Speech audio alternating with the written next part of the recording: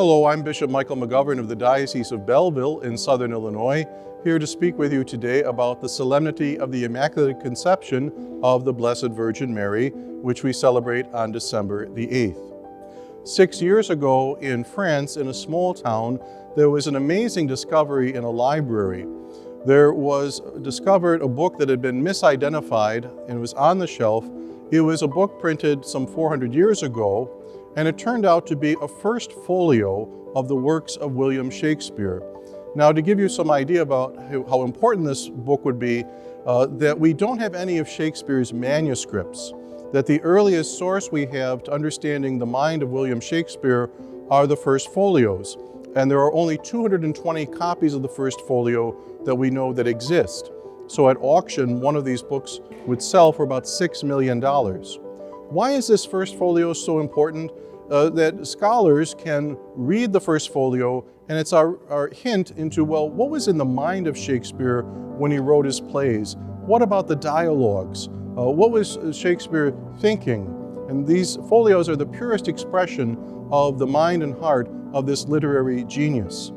I mention that because as we celebrate today the Immaculate Conception of the Blessed Virgin Mary, Mary is for us the purest expression of what is in the mind and heart of God when He creates the human race. When we think, well, what did God intend when God created the first man and the first woman? And when we look to Mary of Nazareth, who God preserved from sin from the first moment of her existence, we see in Mary's purity, her charity, her love, the heart of a person that God wanted to create from the very beginning. And so as we celebrate today God's goodness in creating Mary to be the mother of the Lord and preserving her from the stain of sin, especially original sin, that we see in Mary of Nazareth what was in the heart of God when He created us. When He created us, and who does He want us to become, how to live, how to love. When we think about Mary in her life, when she said yes to God at Nazareth, to being the mother of Jesus, we see that great heart in love with God. Mary never sinned because Mary never stopped loving God.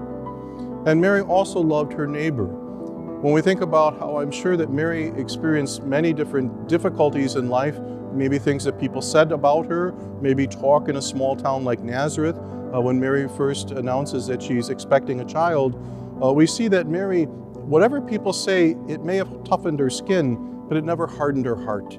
That Mary was always filled with love for God and love for people, the people that her son Jesus came to save.